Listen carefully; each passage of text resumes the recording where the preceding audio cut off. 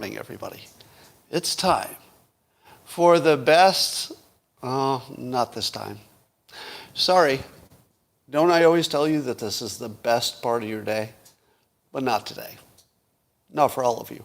For some of you, I'm going to blow the top off your head.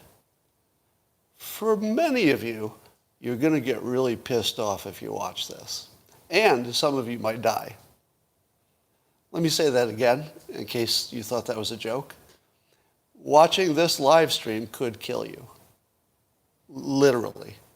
Because I'm going to say some things today that I do not intend, because it would be unethical in my opinion, I do not intend to change your mind about any medical decisions. But the content will do that. It's not my intention. It's just, I'm going to give you some truth about something that maybe you hadn't thought about, and it will have the effect of changing some of your minds. Don't watch this if you don't want a cartoonist to accidentally change your medical decisions. This warning is 100% real, right? It's not reverse psychology. It's not a marketing trick. I'm not trying to get you to watch it because it's naughty or it's provocative. It actually could fucking kill you. All right? Do you hear that? Just hear that as clearly as you can. Watching this live stream could fucking kill you. All right? Now I feel like I've done my ethical duty. All right? None of this is a joke. None of this is a joke. Could fucking kill you. I'm not trying to. That's certainly not my intention. But we're just going to try to talk about some truth and see what happens, all right? So bail out now if you don't want to be any part of the vaccination persuasion, even accidentally. And I know a lot of you don't like that topic, and I would invite you to come back tomorrow, and I'll talk less about it. But before that, all you need to enjoy this to the maximum extent is a cup or mug or glass, a tankard, chalice, or stein, a canteen, jug, or flask, a vessel of any kind. Fill it with your favorite liquid. I like coffee. And join me now for the unparalleled pleasure of the dopamine of the day, the thing that makes everything better. It's called the Simultaneous sip.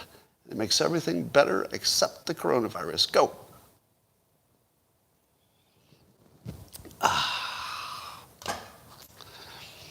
All right. Now, I'm going to be easing into the topic. All right? You'll know it when it happens. And I'm gonna repeat the warning because people are joining and missed the original warning. But I'll repeat the warning in a little bit. But first, did you know that today Akira the Don's album dropped featuring my vocals? And if that sounds weird, it's not.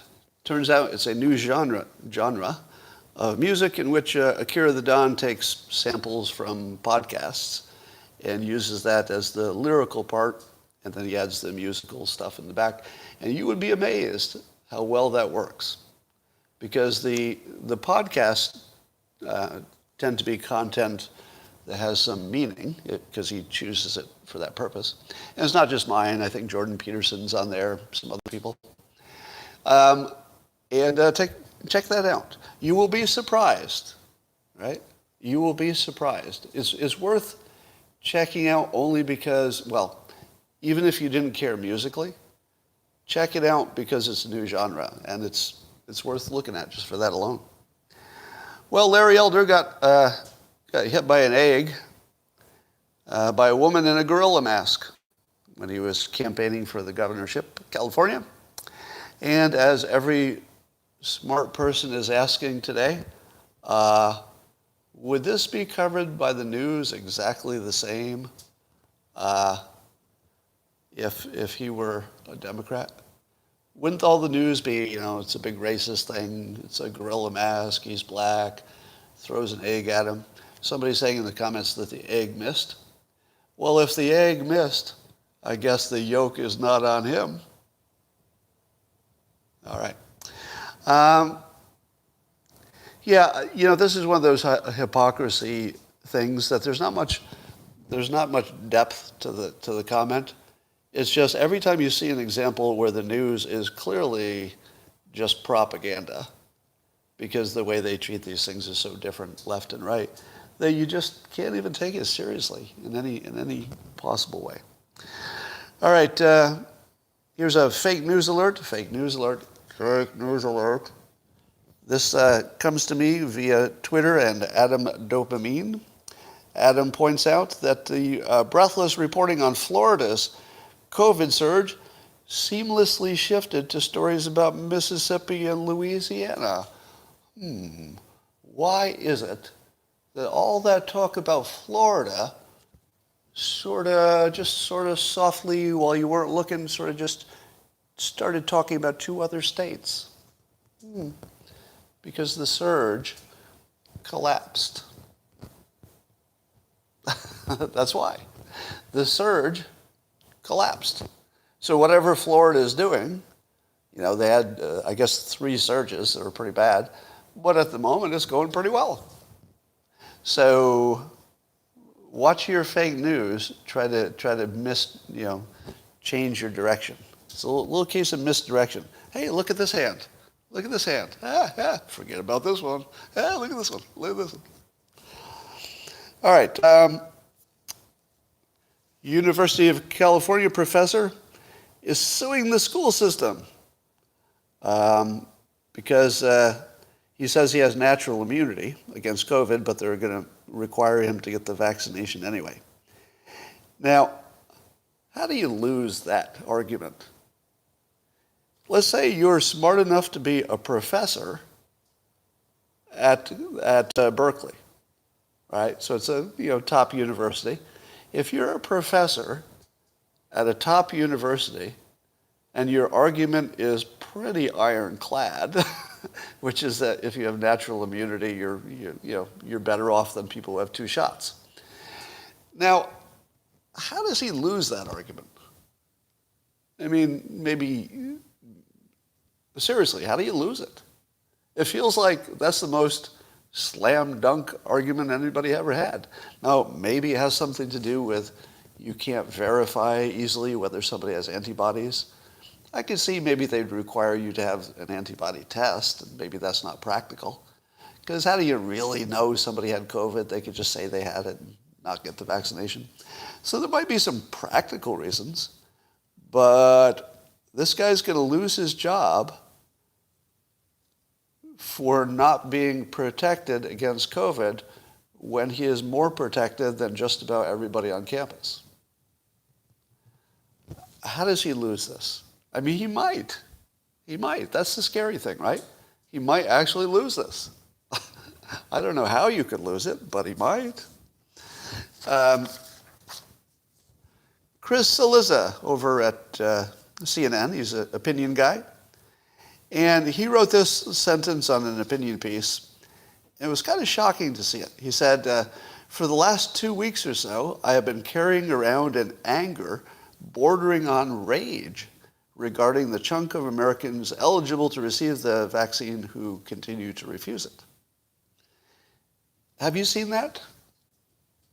I don't think I've run into anybody who would admit to having rage about unvaccinated people. Are you seeing that? In your personal bubbles? Because I think, my audience doesn't really have much crossover with CNN, I don't think. But I haven't seen anything like that. And I'm pretty sensitive to hate. You can spot it pretty easily. I haven't really seen it. But I'm going to guess there's some of it out there, because I doubt Chris Cillizza is the one angry person about this topic. Somebody says, I haven't seen it in real life, but you've seen it on social media. Yeah, social media became the place where the outrage goes to thrive, right? All right, so there's that. Let's talk about Biden's 6-pronged plan. I'm not going to get into the details. You probably looked at it already. But one of the clever things is he's using OSHA to push his mandatory vaccinations for at least people in the government workers. And he's encouraging private companies to have mandates as well. But OSHA is kind of a clever way to do it. Would I be complaining if Trump had found this clever workaround to get something done? Let's say it was something else, not the vaccinations, because that just becomes political as soon as you hear it. But if I had heard that Trump used this clever workaround and I thought it was good for the country, I don't know if I'd complain. I probably wouldn't. I'd probably say, well, yeah, he did what he had to do, cut through some red tape, used a workaround. It was good for the country. So I don't think the question about whether OSHA has or has not authority, just personally, doesn't bother me that much. I know it should, and I get the argument that if you become a dictator and you just start making up laws and finding some rationalization for them instead of using the system, everything could go to hell. But I don't have the same rules during a pandemic. If it's a pandemic, I give my government a little extra power because I want them to have it. If this is one of their little extra powers that they took for themselves, I say that's within the scope of things I'm going to call acceptable during a pandemic. Anything that lasts beyond the pandemic, we've got to talk about. And if any of this happened outside the context of the pandemic, I'd be completely opposed to it, right? But you throw in the crisis part, and you could argue whether we're still in the crisis or not. I think that's a fair argument at this point. But anyway, I'm just telling you it doesn't bother me, but I do see the red flags. So if you're telling me, Scott, you're not seeing the gigantic red flag here of the precedent it sets. I do see it, but I just don't think that crisis examples are going to be as sticky as maybe you think. But I see the risk. All right, I have to give you my warning once again. I said it in the title. If you don't want to be convinced to get vaccinated, turn this off right now. And I mean it, and it's not reverse psychology, right? It's not a trick. If you don't want to be accidentally convinced to get vaccinated, because that might happen, I'm not going to do it intentionally, because it's unethical for me to do that, right? Yeah, so with my blessing, those of you who don't want to be part of this, please sign off. And come back tomorrow. But for those of you who stay, I'm going to blow your head right off. For some of you. Okay? Now, let me start with this. If I ask you this question, most of you are reasonable people, and I know that you made your decisions about vaccinations or not based on reason and risk, and you thought it through. Would you agree that all of you, no matter which decision you came by, would you agree with the statement that you thought it through? In the comments, can you please confirm that? You thought it through, right? No matter what it was you decided, you thought it through. And some of you came to different answers. Now, second question. If I were to alter, and you accepted it, one of your biggest assumptions, could it change your opinion? Now, I haven't told you what the assumption is yet, right? So you can hold on that. But if I were to change your most important assumption, could it change your opinion? Just yes or no. If I change your assumptions and you agree with that change, you go, oh yeah, I hadn't thought of it that way. If I could do that, just one assumption, I'm not going to give you any new data. No data will be presented. I'm just going to change one assumption, and if that big assumption was central to your decision, could you change your mind? Do you know what I'm doing to you right now? All right, I just primed you. So I made you commit to a change in assumption would change your opinion. If I had not done that, it probably wouldn't, because confirmation bias would kick in. And even if I successfully changed your assumption, you would just move to a different argument. It wouldn't change your outcome, because people don't really change their minds based on new information. But I just primed you. And if you said, yes, Scott, if you change my most basic assumption, I could, I'm not guaranteeing it, but that would be a condition which could change my decision. Now that you're primed, let's talk about some things, and I'm gonna ease you into it, okay? Now remember, if you're just joining us late, if you don't want to be talked into getting vaccinated, sign off now, because it might happen, all right? Seriously, sign off if you don't want to be talked into it. It would be unethical for me to talk you into it without adding any new information. But I think I will add a new understanding in a minute. We'll get to it, okay? I'm going to get to it. There are a number of vaccinations that are already required, as most of you know. If you're a kid in the United States and you want to go to school, the things you have to get would be included by 7th grade. You got to get tetanus, diphtheria, pertussis booster. You got to get your varicella, that's the chicken pox. To get in kindergarten, you're required to have polio, diphtheria, tetanus, pertussis, your first doses, measles, mumps, and rubella, the MMR, hepatitis B vaccination, and chicken pox, of course. So those are all the ones that you're required to get. Now, how many of you, and the requirements vary by state, so there's a big difference in how they're mandated. So I'm not making any argument about them being similar in mandate. So you got that? It has nothing to do with the government mandate. I'm just saying that they are mandated in most states to go to school. Now, apparently there are a number of people who find workarounds that they don't have to get vaccinated. I heard there are 800,000 unvaccinated people in the country who don't even have these vaccinations. So I guess you can get around it, but that's the situation. Now, here's your assumption. Speaking now to the people who have decided not to get vaccinated. Is one of your assumptions that these other vaccinations, and by the way, if you're anti-vax in general, this has nothing to do with you. If you're anti-vax for all vaccinations, I'm not even talking to you. Nothing I say will be relevant to you. If you've said no vaccinations, have a nice day. You don't want to watch the rest of this. There's no point in it. All right.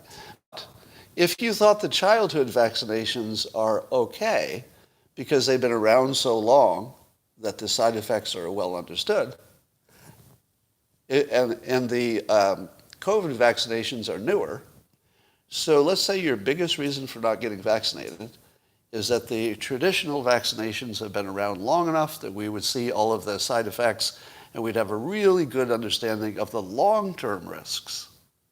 Because how could you possibly know the long-term risks of a vaccination that just came out this year? It's not possible, right? So you've got the vaccination that comes out this year with completely unknown long-term risks. Would you agree? How many would agree with me with the statement that the COVID vaccinations have unknown long-term risk? Everybody agree? We couldn't possibly know it. You can't know the future, right?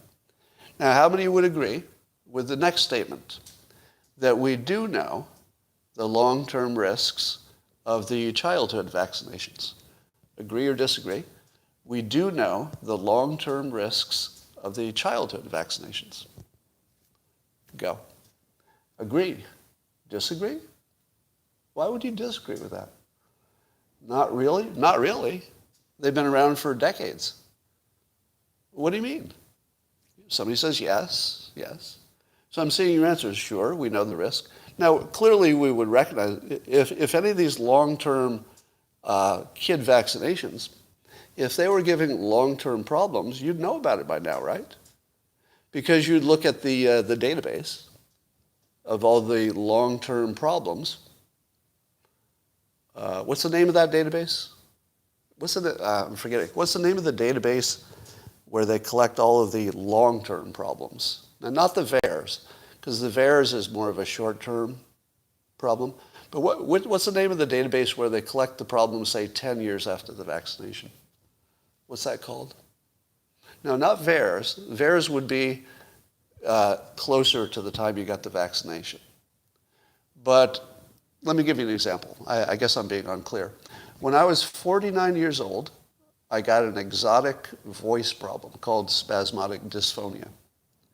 Was my spasmodic dysphonia entered into a database such that people could look at it and say, here's somebody who got the polio vaccination when he was 6 years old or whenever it was, And now he got spasmodic dysphonia at age 49. Is that in the database? It's got to be in the database. It's in the database. Because how in the world could you know that my spasmodic dysphonia is completely unrelated to the vaccinations I got as a kid? How would you know that without a database? There's no data, right? Now, which database do they use to test the combinations of childhood vaccinations? Because we know that they test each vaccination extensively, right? I mean, we all know that. They do extensive testing on vaccinations. But which database is it where they look at not only the one vaccination, but the combination, where they test, what if we give you 3 different vaccinations that are all required, but we give them about the same time and you're 6 years old, or whatever age? Which database is that in? None, right? It's not in any database. So your biggest assumption is that we know the risks of those other vaccinations. We don't. And let me tell you what expertise I'm bringing to this conversation. Medical? Nope. Scientific expertise? Nope. Am I bringing my virologist credentials? Nope. I'm the creator of the Dilbert comic strip. If you can find a better expert to predict the likelihood that big corporations are gathering data 40 years after they needed to, seriously? Seriously. Do you think that these big companies are really tracking this data long term? Come on. All of you people who said, I don't want to get the new vaccination because it's not as known as the existing ones. You think you know the risk of the existing ones? Do you? No, you don't, because nobody tracks it. You're pretty sure somebody was tracking that, weren't you? Try to Google it. See if you can find any data that tells you 20 years after you got the, chickenpox vaccination. You show me the data that says 20 years after that you can tell what's happening. Here's another problem. What happens if almost everybody gets the same vaccination? How do you know what trouble the vaccination caused? Because everybody's vaccinated. Almost everybody, right? You can't tell. Let's take an example, and by the way, this will just be an example for conversation. I'm not making this allegation. We know, for example, that the average levels of testosterone in men has been falling for decades, right? Has anybody studied whether the lower testosterone that seems to be all through the population could be caused by vaccinations? I don't think that's the cause. Let me be very clear. I don't think that's the cause. But did anybody study it? How about obesity? We've got a crazy obesity problem. Do we know exactly why? Because I've heard different opinions. It's everything from fast food to too much air conditioning to too many video games to whatever. But has anybody studied our weight loss or weight gain and whether you got vaccinated? No. Now, do I think that vaccinations cause weight gain later in life? No, I do not. I have no reason to think that. But did anybody study it? How about my spasmodic dysphonia? Probably 30,000 people got it, and since I've gotten it. How many of them were asked about their childhood vaccinations? And if they were asked, they would all have the same experience. So you wouldn't know. You would just say, oh, everybody got vaccinated, and some subset of them got this problem. Let me tell you what I know with complete certainty. Nobody is studying the long-term safety of existing vaccinations? Nobody. So if you made your decision about this vaccination based on the fact that the other ones have been studied for a long time and this one hasn't, you need to check that assumption because it's your main assumption and it's baseless. It's baseless. Now, I heard somebody say, but Scott, the new vaccines, at least two of them, are a different platform, different technology, and we have much more experience with the older kinds of vaccinations, and the new one just introduces this new kind of risk. Does it? How do you know that? How do you know it isn't safer? It seems to me that the experts are quite unified on the question of if there are going to be side effects, they happen quickly. In other words, if you've watched people for a year, you pretty well have a good idea. But what happens after a year, right? So we've watched all the vaccines for a year or so, but have you watched them longer? I doubt it. And if you did you do it right? I mean, even if somebody did study it, would you trust the study? And we know that half the studies are bullshit. Somebody's saying that the mRNA vaccines are safer.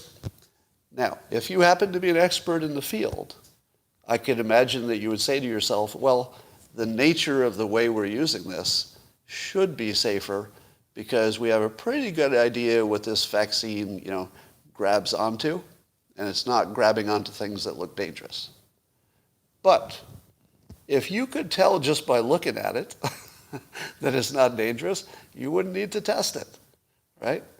You don't know mRNA is safer or less safe. It can't be known, right? You don't know about looking at it, I mean. You don't just look at it logically and say, well, logically, this should be safe. You still have to test it because your logic can't get you safe enough, right? So, now let me do a little check on you here. How many people until this moment believe that we did have pretty good information about the long-term effects of other vaccinations? How many of you just had an oh shit moment and said, oh shit, my main variable is completely just a guess? I'm seeing no's and yeses. I see one oh shit. Not me, nope, me. Don't be a crab, get the jab, Charles says. Somebody says, but this was immaterial to my decision. Yeah, if for some of you that wasn't part of the decision. So this wouldn't make any difference to you. All right. Let me ask you one final question. Is there anybody here who was anti-vax at the beginning of this, or at least anti-COVID vax at the beginning of this live stream, who, when they realized that they couldn't know the difference between any of the vaccinations with long-term anything, how many of you are reconsidering your decision not to get vaccinated based on just this? I'm going to watch comments go by for a moment because I want to see. Now, most of you should not be. That would, 90% should dig in.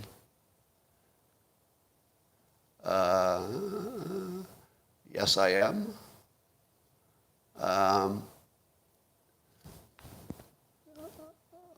I'm considering, let's see. Let's see.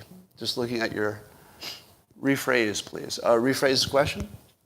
The question is, how many of you are unvaxxed and now reconsidering that because one of your biggest variables just fell apart?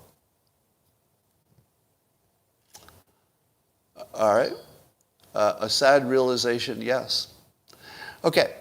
So I am seeing yeses go by. Now remember my warning. My warning was don't get your medical decisions from cartoonists, right?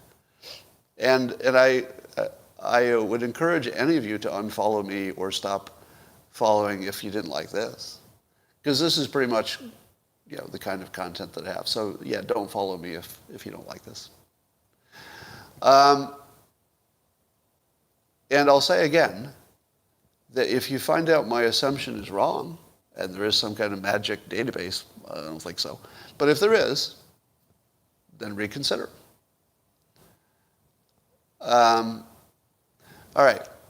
Now, when we're talking about vaccine persuasion,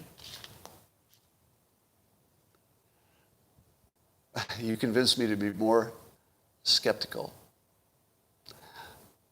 All right, that's it for today. I just wanted to see if I would change any minds. It looks like some of you did change your minds. Generally, persuasion does not, change everybody right away. A really, really strong persuasion would get 5% of the audience.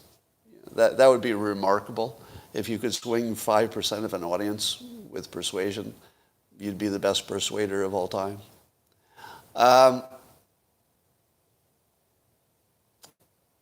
right.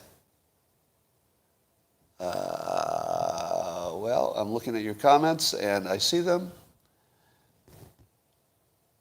No, anecdotal evidence of existing vaccines being safe isn't a thing. There's no way you could capture problems just by looking at people and saying, oh, this guy's got a headache, and he got vaccinated. And this other guy doesn't have a headache, oh, but he got vaccinated too. So you really couldn't tell. All right, that's all for now. I'll talk to you tomorrow.